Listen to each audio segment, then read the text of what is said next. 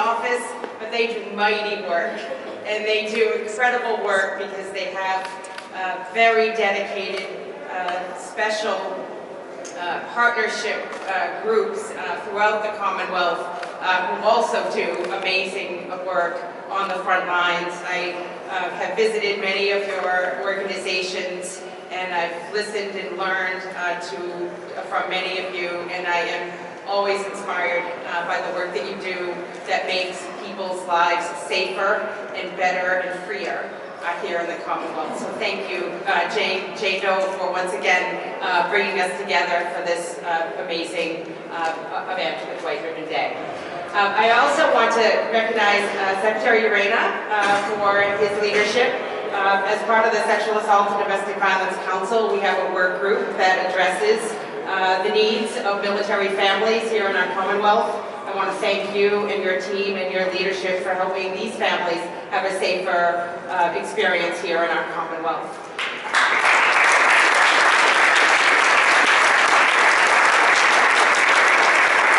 I also want to thank Kelly Dwyer, who is the Executive Director of the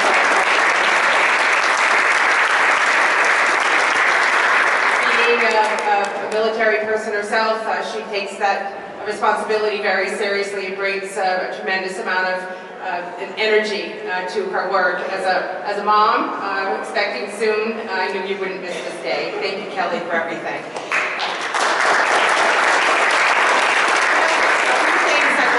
Highlight, and Governor Baker, I just certainly want to thank him for his leadership.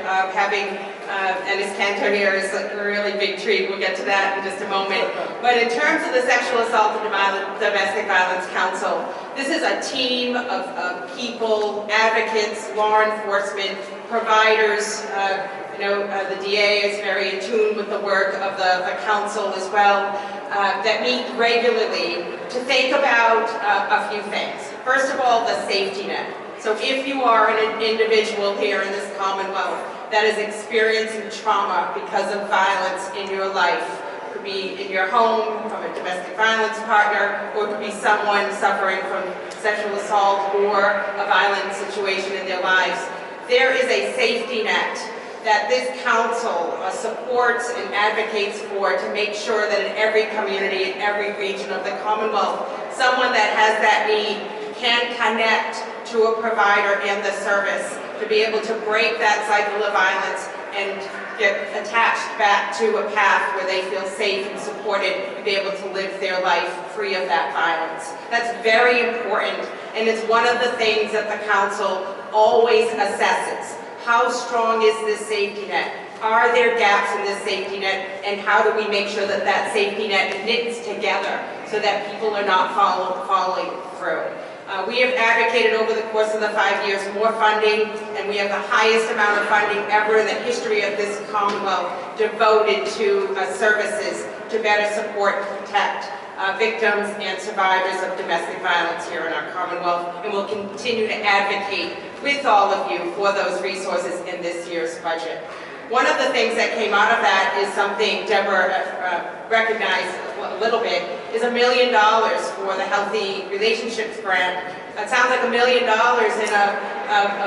over $40 billion budget. You say $1 million, but this $1 million that we released on Friday out at the Elizabeth Freeman Center in Pittsfield, it's going to go a long way. It's going to go a long way to help organizations figure out with their partners in the community how to better support teens in our Commonwealth and be able to support them with programming so that they understand what's healthy, what's not healthy in a relationship, to be able to support them for a future that is safer and brighter for them. It also helps us determine with our partners how we can have a better response. We work with municipal police departments throughout our Commonwealth to engage police officers and police chiefs around the response. One of the most frequent calls that a police department gets is from victims of domestic violence. But when that call comes forward, not only does the police officer respond, now they are equipped with these best practices and assessment tools and the training to allow them of an appreciation for where that victim is at, and to be able to engage that person in a conversation around what happened, what's been happening in your life, and get beyond that moment and really figure out what is it that this individual needs to be able to break out of the cycle, get referred to and connected to the most likely Jane Doe partner in the community to get the support, and then be able to have the evidence for the district attorneys to be able to use in court to hold that perpetrator accountable. That came out of the Domestic Violence Council. The other is what we're focusing on today, which is prevention and awareness. And Jane Doe has been a lead advocate in this area. 2 years ago, we appeared, Mary Lou Sutter, Secretary of Health and Human Services, and Jane Doe before the legislature. And we highlighted the deficiency around the issue of preparing youth in our Commonwealth for a safer future. And one of the things we learned is that the last time there was a public awareness campaign aimed at youth in our Commonwealth was 20 years ago, when then Governor Paul Cellucci was leading in this area. And we said a lot's happened in 20 years. One of the things the governor pointed out, social media and technology wasn't a thing 20 years ago, but clearly is a thing today. With the support of the legislature, we were able to get $1 million, be able to dedicate these dollars over the course of 2 fiscal cycles toward preparing a social media public awareness campaign directed to the youth of our Commonwealth, particularly middle school and high schoolers throughout Massachusetts. And we needed to ask them, what should a public awareness campaign look like in today's day and age? And they said a few things. First of all, it has to be on social media, because that's where we're spending almost all of our time. And it needs to be in places not like Facebook, because that's where our moms and dads spend time. It needs to be in places like Instagram and Snapchat and TikTok, right? And you need to be able to communicate a message in a very short period of time, like 20 seconds.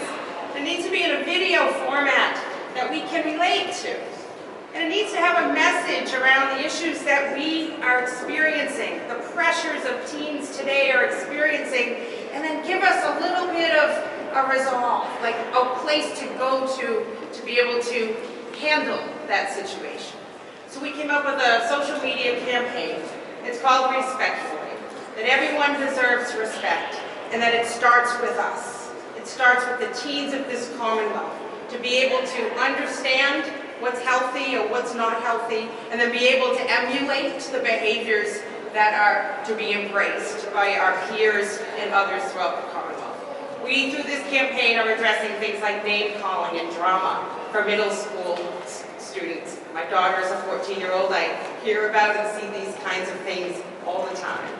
And then to think about intensity and possessiveness and jealousy and betrayal, the kinds of things that teens in a relationship are experiencing. But in school, we think about educating our kids about academics and skills and the things they need to be able to develop a path toward a job and a career. We teach them extensively about driving, and when they become the age of 16, which is where my son is, and how to conduct themselves on the road so that they're a safe driver for themselves and for others.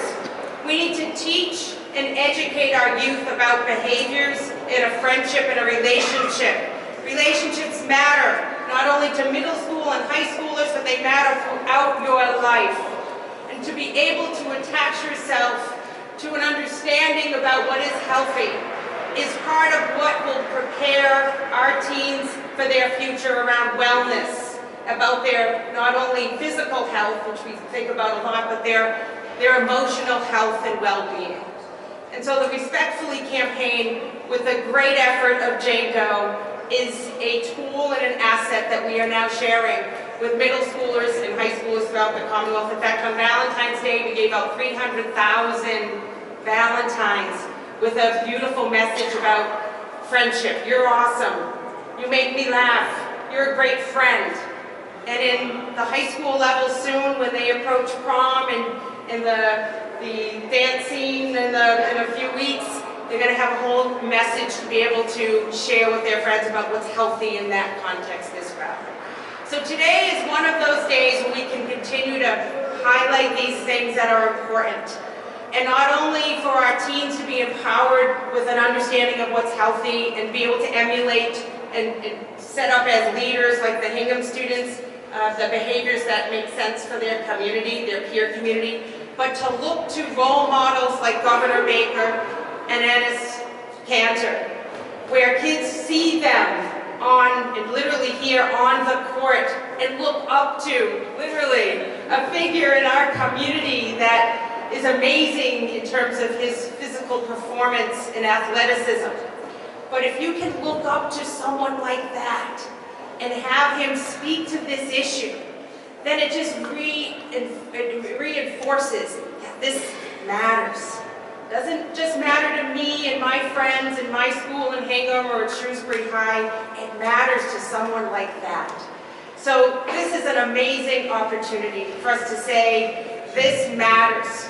And when we leave here today, to feel inspired that our behaviors, our actions, our words, our tweets, our emails, the things that we do every single day matter.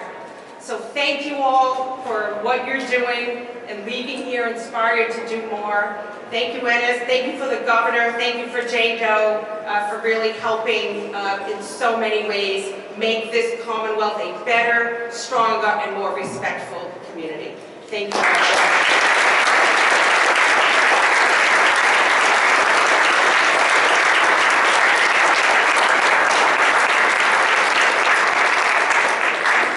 Thank you, everyone. So my name is Diana Mancera. I am the Director of Membership and Programs at the Massachusetts State Coalition Against Sexual Assault and Domestic Violence, Jane Doe. Thank you, Governor Baker. Thank you, Lieutenant Governor Polito, for the annual support and leadership for Jane Doe's White Ribbon Day campaign. Thank you for investing in youth leadership and believing that positive concepts of masculinity and healthy relationships are possible.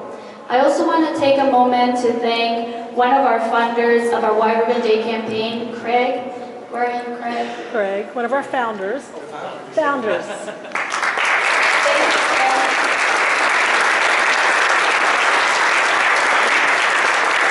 So speaking about what is possible, art has a unique way of presenting ideas and offering possible new perspectives. I would like to take this opportunity to highlight our partnerships with Mass Art.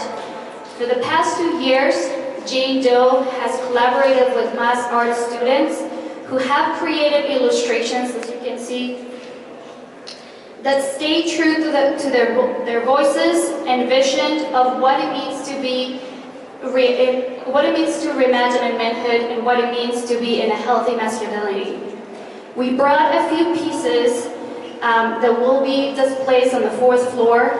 The exhibit will remain up through Friday, so please take a moment to take a look at those displays.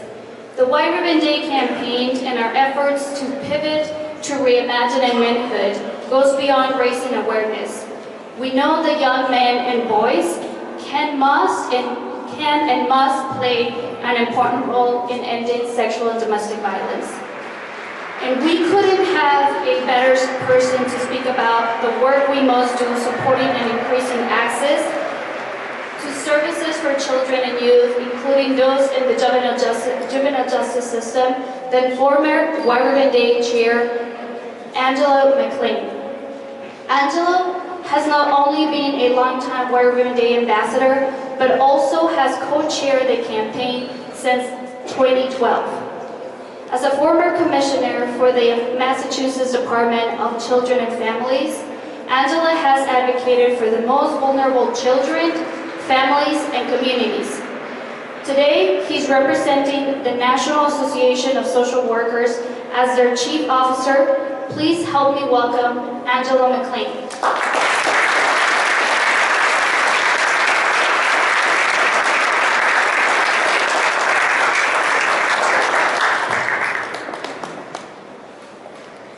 10 years ago, I raised my hand really high. I think Craig was the one that got me to raise my hand and say, from this day forward, I promise to be part of the solution of ending sexual assault, domestic violence against women And I'm proud to be here with you today to tell you I have lived up to that promise.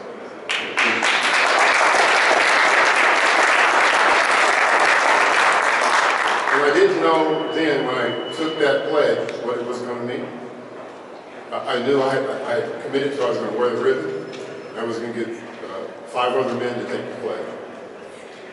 I've exceeded that 5. And I have worn this ribbon on 5 different continents. I've talked to gatherings. I was in Springfield probably about 6 or 7 years ago speaking to a group of fathers who were graduating from a Nurturing Fathers program from the county jail. And I had not intended to say anything about white ribbon that day, but as I was making my remarks, it came up and I mentioned the white ribbon. And 2 men in the audience stood up and said, "We want to take the pledge." "You want to take the pledge?" And they said, "We want to take it now." I said, "Come on up." 100 men got up and came and take the pledge. And the podium, I mean, the stage was like that big. And there was 100 of us. From this day forward, I promised to be part of the solution. And they were so proud to take the pledge. We didn't have any ribbons to give them, but they took the pledge. And I've had this discussion on elevators, fast food stores, any number of places. And when we talk about reimagining masculinity, reimagining manhood, I've had discussions with my homeboys, I've had discussions with young people, and I usually talk about we have to understand the difference between power with and power over. And there's some interesting discussions. It's like, how do you share power? You do not want to be in a relationship where you're dominating the person you say you love. You want to be in a relationship where you're sharing power. And we have discussions about what that means. You want to be in a relationship where you're not controlling with the way you give emotional support. You're not controlling the way you share your finances. You're not controlling in the way you press the issue. And oftentimes our emotional maturity, I can remember when I first was dating my wife of 33 years, and we got into our first argument, and I was getting it my all to win that argument. And then she looks at me and said, "You know, if you win this argument, you're going to lose." Oh, you're right. But my emotional immaturity wants me to win this argument. I've got to get more emotionally mature, and I can let go of that.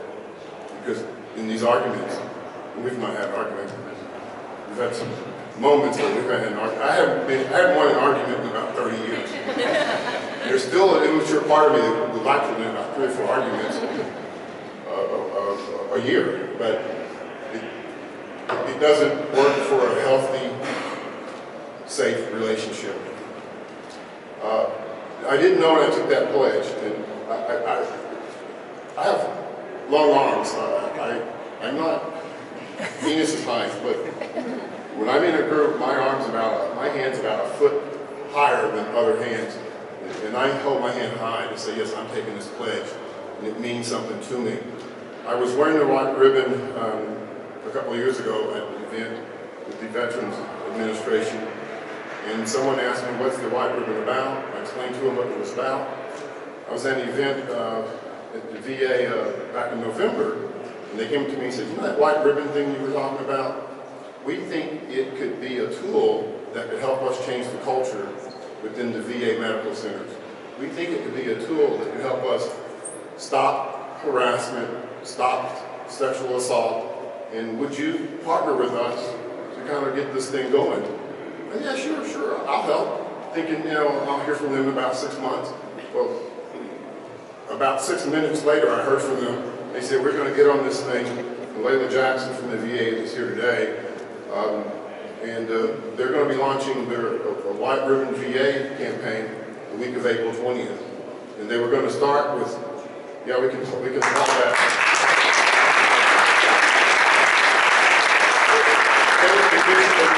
About 10 centers, year 1, and then maybe grow it. Well, they've already had, as the word got out, there's at least 40 centers who say, hey, look, we want to be a part of this. Having our partners from the veterans and the military folks, it's near and dear to our hearts. So when the VA said, would you help us? I said, of course, we're going to help you. But for everyone who takes the pledge today, proudly hold your hand as high as you can hold it. From this day forward, I'm going to be part of the solution. We need healthy, safe relationships. People need to feel safe at home and safe in their intimate relationships. And if we have those discussions, we can change the culture. I met a man 10 years ago now. His daughter had been murdered on campus in Connecticut. And he gave me a book. He said, you need to read this book. I took it home, I read it, I sat down with my daughter and had a discussion with my daughter. Fast forward 3 years later, she was in a relationship that was going sideways. And because I had that discussion with her, she knew what to do to keep herself safe. And so you never know, it could be a book, it could be a discussion that's going to make a difference in people's lives. Thank you, Jane Doe Inc., for all that you've done. You've got one convert. You converted me 10 years ago, and I'm still converted.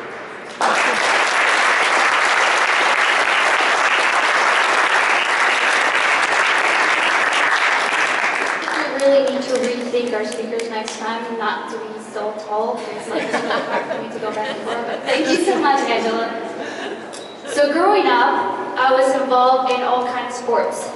Boxing, karate, basketball, track, swimming, tennis, and many other sports. And I remember being bombarded with messages and images about the role of girls and boys in sports.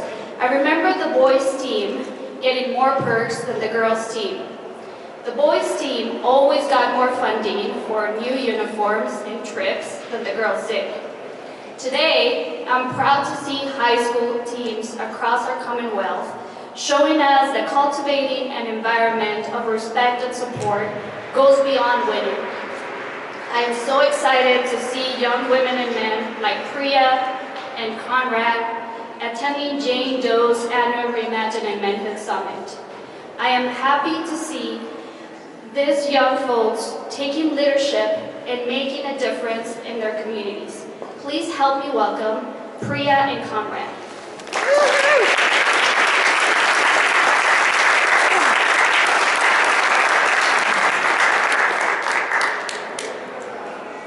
Good morning. As you have heard, my name is Conrad Davis. I'm captain of the Hingham Cross Country team and a senior member of track and field. As a program, we have been long involved in the White Ribbon Day campaign and the Jane Doe initiative. We take pride in our team environment that produces athletically driven, but also empathetic and respectful young men. To cultivate such an environment, we have taken steps to prevent the formation of toxic masculinity within our team culture. The most fundamental step has been the adoption of the principles of mutual respect into our team dynamic and atmosphere. Team members respect their peers and the coaching staff.